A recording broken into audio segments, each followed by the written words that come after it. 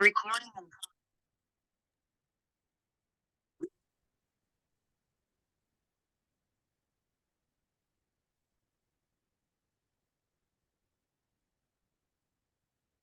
Hello, can you hear me, Terry? Yeah, I can hear you now, mate. Good man. How are you? Mate, feel rough. Feeling rough, yeah? Yeah, I don't know if there's like something that's going around, but if there is, I've definitely caught it. Are you, have you been out on drink? No, not last night. I was over the weekend, but not too much. Yeah. I can imagine. I thought I'd get King's Boxing at Sheffield a shout out. Chris Smedley and Nicky Smedley. The legends. Legends. I hope they're doing well considering what's happened with Big Luke. I hope family's all right. I hope you're all right, Chris. Not nice, that is it, for Chris, that is it. Nah, that's horrible, man. You should never have to bury your son. Awful news. Quitting, Terry. Define the word quitting.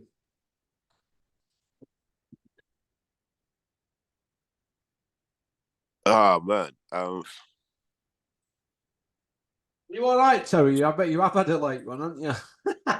No, Russ, I'm actually trying to answer because that's I just realised that's actually quite a hard question, right? Yeah, go on. Like, how would you define it? For me, it's choosing not to do what you're supposed to do. Yeah. Well, you know what I'm getting at, don't you? A lot of people are saying Sonny Edwards didn't quit. A lot of people are saying Daniel DeBar didn't quit. People are saying O'Hara Davis didn't quit. Others are saying that, and Joshua didn't quit, but others are saying that these people did quit in the ring. So I thought I'd get a breakdown off you, because you're a trainer, and there's different levels to quitting. Obviously, Julian has his opinion on this. I have mine. You have yours. You'll see it at a different angle to us because you're a trainer. So, did Sonny quit? Yes or no? And this is why it's tricky. So we don't know how bad the eye is for us, do we? So and that's what I'm waiting to see. Like, if he posts up an X-ray, then is it really an X-ray or not? I definitely think he looked for a way out, but I don't think it was fear of Bam, and I don't think it was I don't think it was the eye. I genuinely think once he got put down and he realized how easily Bam was getting to him and how hard Bam was hitting, I think he knew he might end up not beating the 10 count. Yeah. And I don't think he wanted to be that internet meme. I don't think he wanted to be shared across the internet, laid out on his back. But I think he said, I'd rather look for a way out now than have to live with seeing my face splattered across the internet, laid out on my back. Do you feel that it's happened to a few of them now, Billy Joe as well? Do you feel that this generation of not being in firefights before they're stepping up to the big fights, I mean, the really big fights, the unification, you know, the top draw guys, do you think that's the problem? 100%. And it comes from a number of things. It starts in the amateurs, Russ. Yeah. Certain guys not fighting each other. We'll wait till the championships. Why? Get at it. I mean, may the best man win. That's how you learn. You know, all those cliches like iron sharpens iron. But you see it. These kids don't necessarily fight who they're supposed to fight. That's why outside the championships, they don't have those kind of head-to-heads between the best in the country anymore, which is a real shame. And then in the pros, promoters don't want to spend the money, Russ. But then fans don't want to spend the money. The hardcores talk all this stuff about, you know, what's your record, da, da, da. But the hardcores wouldn't pay money to see prospects in 50-50s. They just don't. But they moan that they don't happen. And so we end up with this really sterile boxing product. Because think about it, Russ. The United States is a federation of 50 different states. A lot of those states are the size of the United Kingdom, right? To be the number one welterweight in the United States, amateur or pro, there's a lot of quality you've got to be better than. And I don't think that's true here. I think if you know the right drug dealers, you can go 20-0 as a pro. You reckon, yeah? Yeah. You know the right armed robbers, the right drug dealers, the right fraudsters, you can have a long career without ever fighting anybody. Where does Sonny Edwards go now, really? Because he can't go to Bricktop, can he?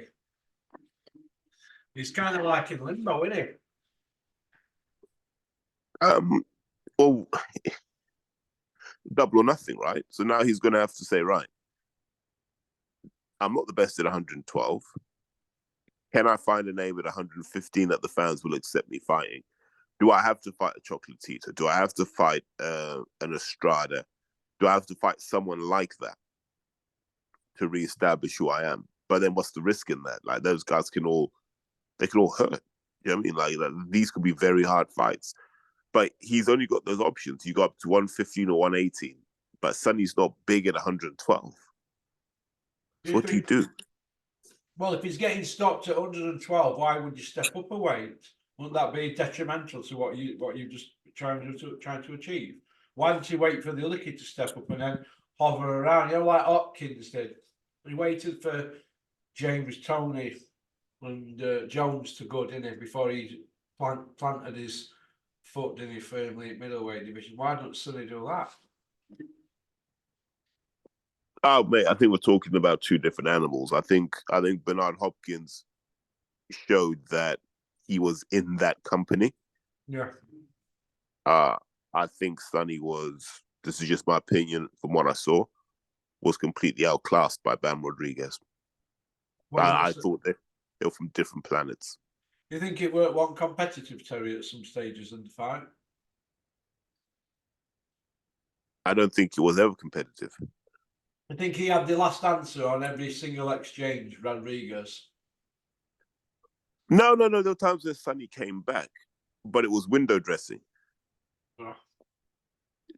For me, when you have a unification fight, there has to be a bit of nip and tuck in there, right? There have to be points where you're like, ooh, he might not win this. I just don't feel Bam Rodriguez was in trouble for any second of any round in that fight. He used confidence and didn't waste a lot of punches as well to say that he's from that size fighter and from that area. They tend to like throw a lot, but he's very economical, wasn't he? Really? I think he's just really, mate, he's just a really good boxer. He knows how to create the illusion of rushing in, but he never rushed in, not once. It's like I said to you before, there was that moment, wasn't there, where Sonny's going to give him the check hook and is basically missed by about 18 inches. Yeah. Because Bam never came in. He looked like he was coming in, just never came in. And that confused Sonny because you can't run rings around someone who's not running towards you. Yeah. You think Sonny would be better off now taking just a shake off the ring rust type of thing fight back in UK on an undercard, or do you think he might need to go back at it with Bam? Who does he fight in the UK? I don't know. We're thinking somebody around his weight class just to shake some dust off. But he's beating everyone, right? There's no. What are you going to do? Dig up Tommy Frank for him? No. Oh, that's what I was thinking of, Terry, because I know you can read my mind. Well, I was thinking, well, where's he gone now? Normally, in this scenario, they have a comeback fight, don't they, to shake it off. Shake, rattle and roll. I was thinking if they go that route or if they were going to get straight back at it, because Anthony Joshua, he lost 2 close fights to Usyk. Well, so they said on the scorecards, but he's needed Franklin, Ilenius, and now Wallin to shake it off, baby. Shake, rattle and roll. I just wonder if Sonny needed to go down that route. But he's not that kind of attraction. I think Joshua has like a certain fan base that will just follow him, right? Because to a lot of the hardcores and a lot of the casuals, Joshua's like the boyfriend they don't dare admit publicly that they wish they had. I'm talking about men and women in this case. Yeah.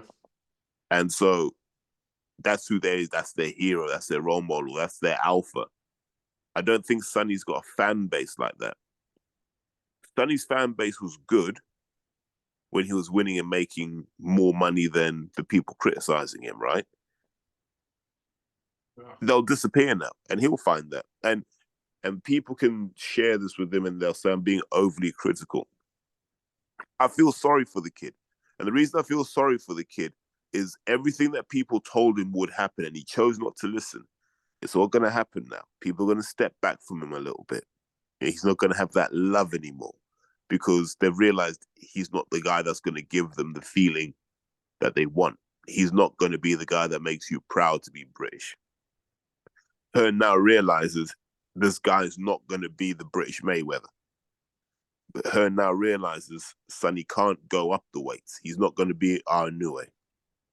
So all of a sudden, you've just got a little guy, a little mouthy guy, right? With no belts. Can't really sell out anywhere because he's not really from Sheffield and he hasn't really been in London for a while.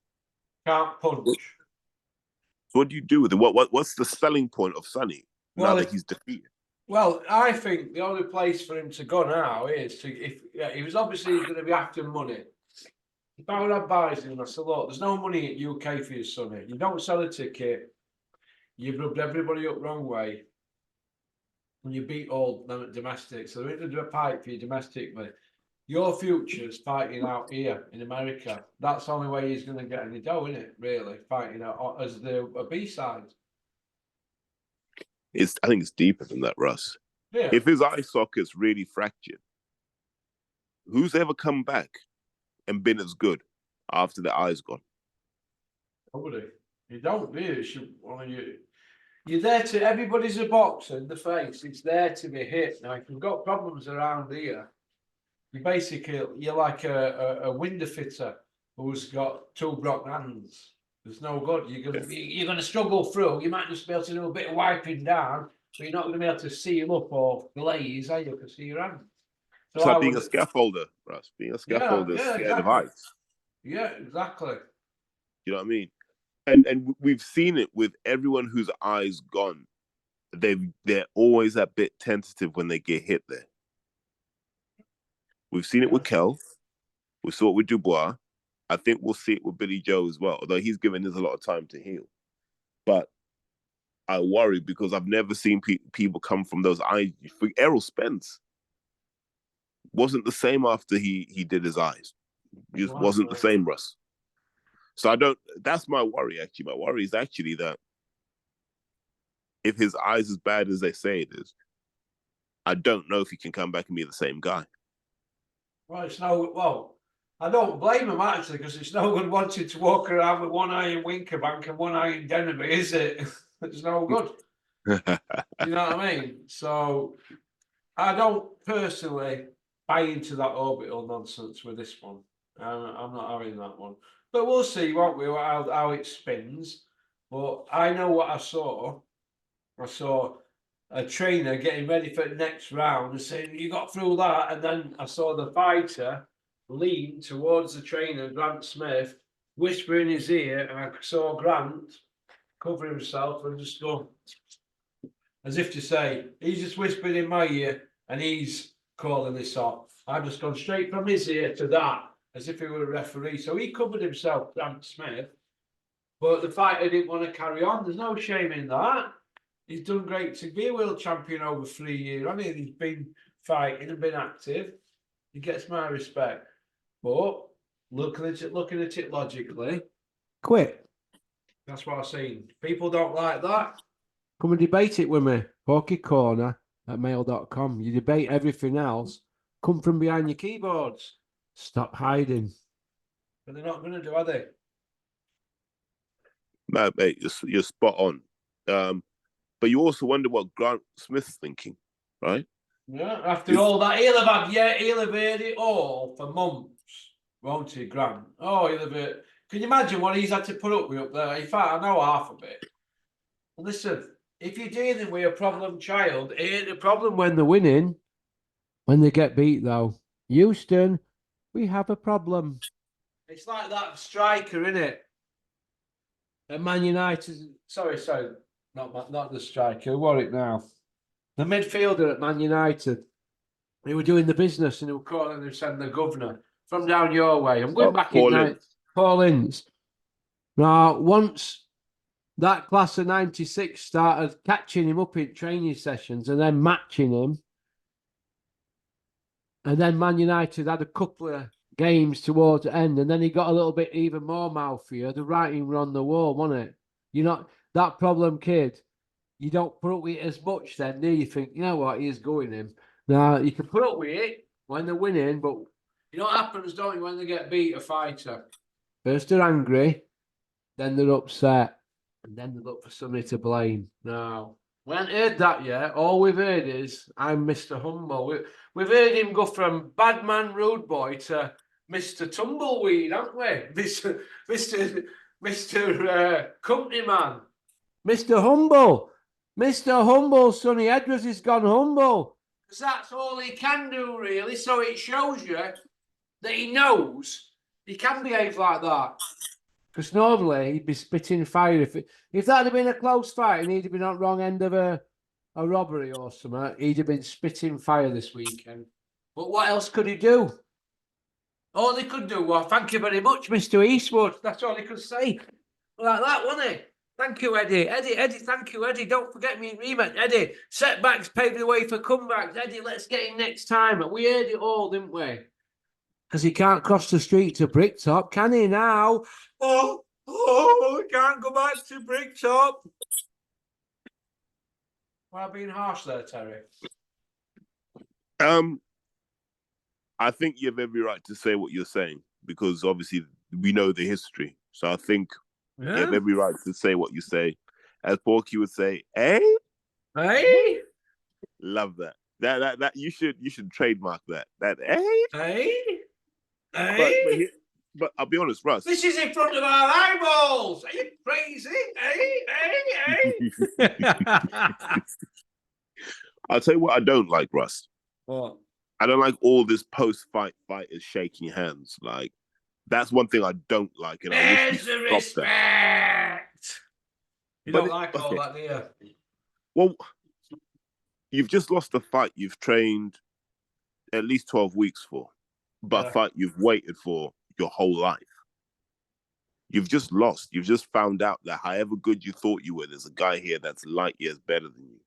And he didn't even get out of third gear. Yeah? I did he? Hey? Yeah, do you see what I mean, right? You've just lost that.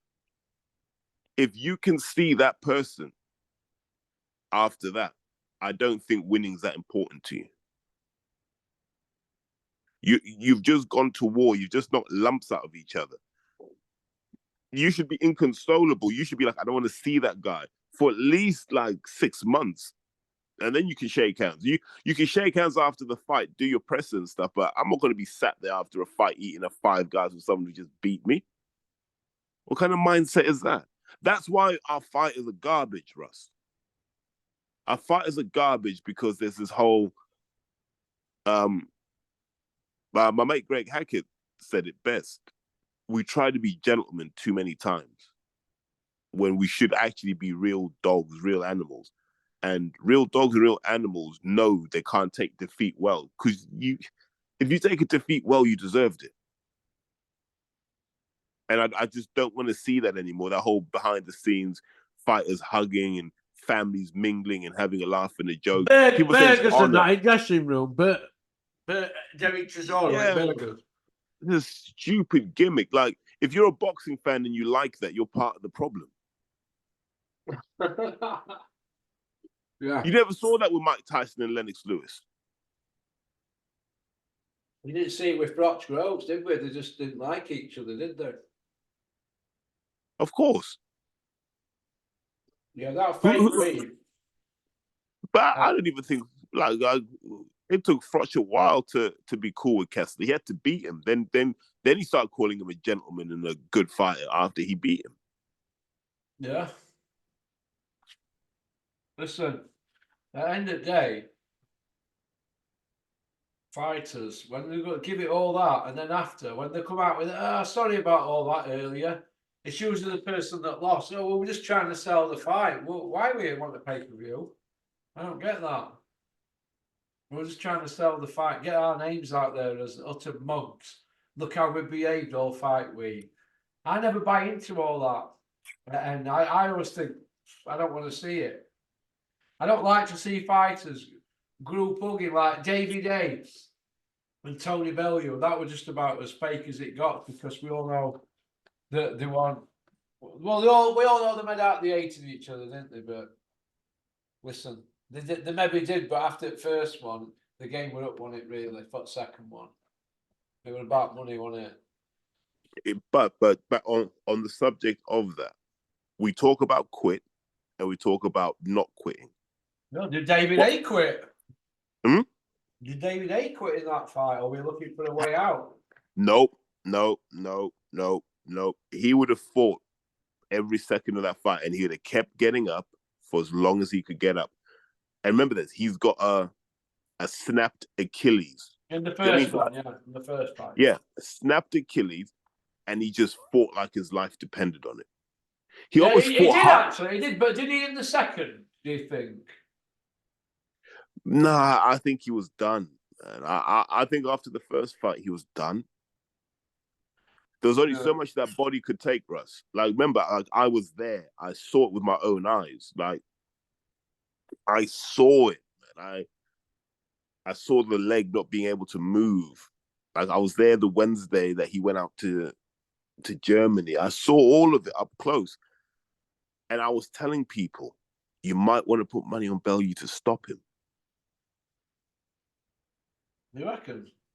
No. This is a fact. I remember going up to see Steve Goodwin. It was me, Martin, and Steve Goodwin. And they asked me, how does Hay look? And I said, I think Bellew stops him. Ooh, he did do that, didn't he? Both of them. Yeah. I'd seen him spar with my own eyes. I said, he can't move. He can't move. Do you remember me running around Dennis's office showing videos of David A on Instagram or Twitter and say, look at that, Dennis.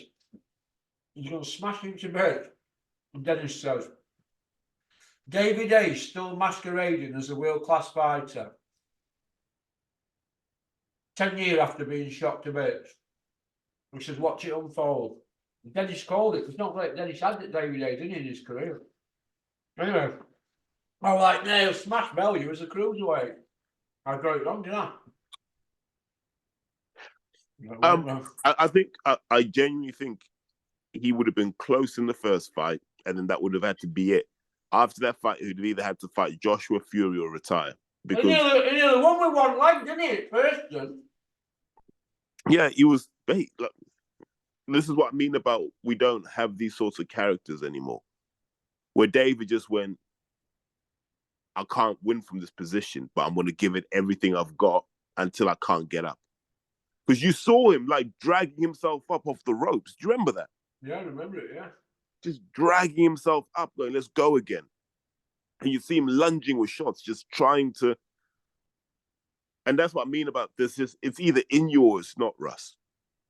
We can talk about the sweet science. We can talk about this. We can talk about fight another day. But you're either a dog or you're not. Well, what about Nigel Benn? Did he quit against Collins? But I can't answer because I've never seen that fight. Well, you haven't seen both of them. Nah. I'm only a kid, mate. Oh, you porky people who watch Channel Porky. I'm not going to say fans because that's a bit cringe. All you porky subscribers, right? If you've subscribed, go and watch Steve Collins versus Nigel Benn 1 and 2. Let me know if you think they're quick. I'm only bothered about Kent's opinion anyway. Because just my understanding of that whole phase was I don't want to say he deliberately did this, but he just waited for those guys to beat the life out of each other, and he just came and kind of like a hyena. He just came and ate off the bones of what was left. Who did? Bellew. No, Collins. Oh, Collins. Yeah, well, yeah, but Nigel Benn was 32. So it's not old, is it? 32. Nah, but it was a Nigel Benn 32 though. Well, Like look, it's like I keep saying, we can't talk about warriors. We can't talk about guys putting it on the line and then not realize that does something to you. You know, that uppercut from Eubank, that does something to you. Do you see what I mean, Russ? So yes, he's 32, but we can't hide behind numbers. It's not the numbers that matter. It's who's the man at 32. And at 32, he'd done a lot. He'd been through a lot. yeah. Yeah. Okay. Right. Christopher Livingston Eubank Jr. against Conor Benn. It's now dead in the water. Right. Has Conor Benn been hung out to dry? Yes or no?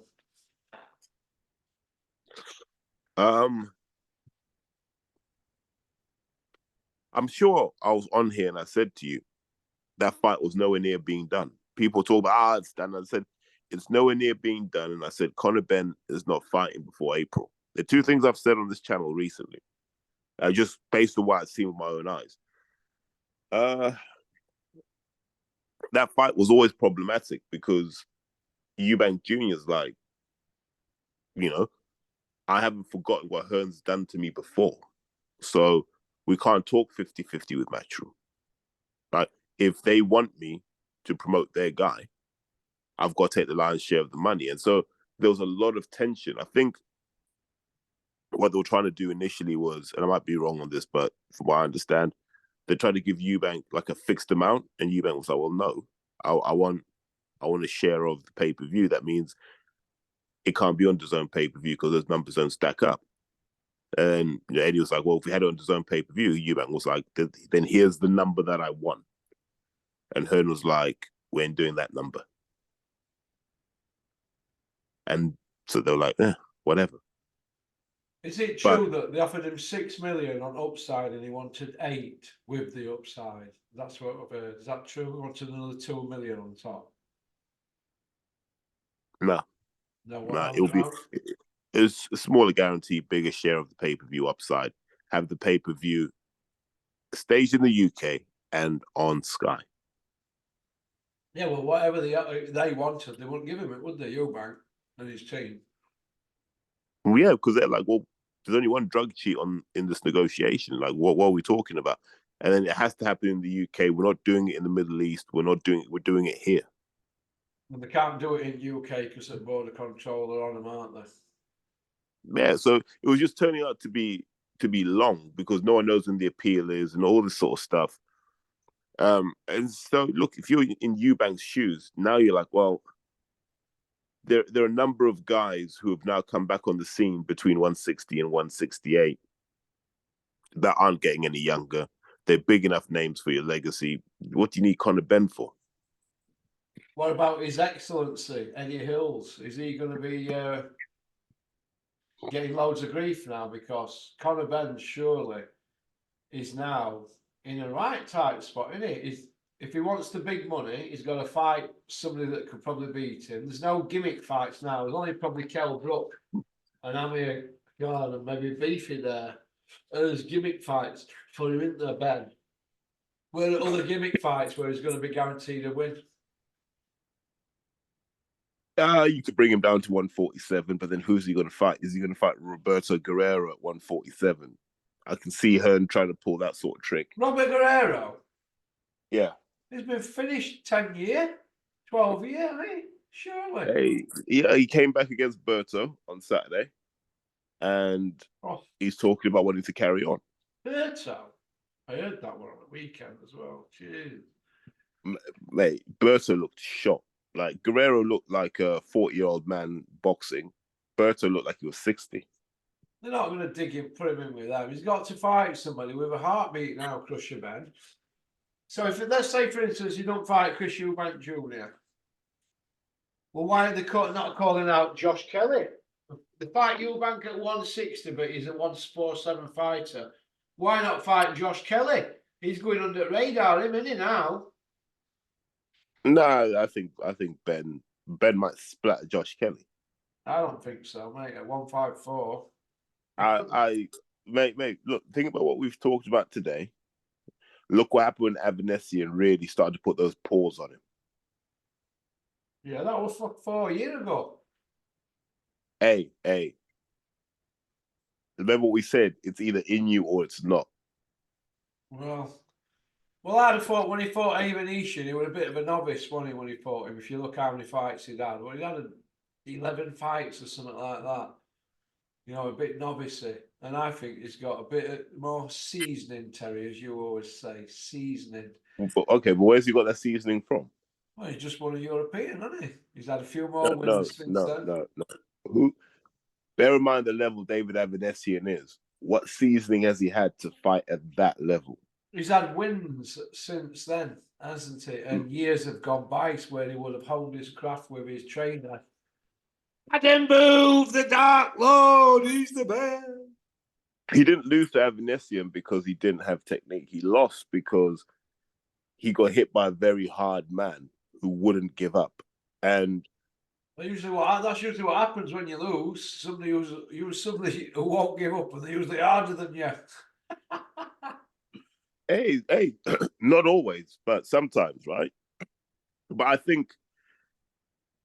think someone like Conor Ben, as relentless as he is, and the punch volume that he has, is Josh Kelly going to slip and slide out of all of those? I don't know. He'll have to get into a firefight at some point, and I don't think there's much between them. But I think there's an interesting subplot here that no one's going to talk about. But I've heard little pieces from different people to say that Conor Ben Eddie Hearn relationship is not great. I've heard Conor was looking at moving out to Miami to rebuild. That was what he was planning to do. I've also heard he was looking at potentially a new trainer.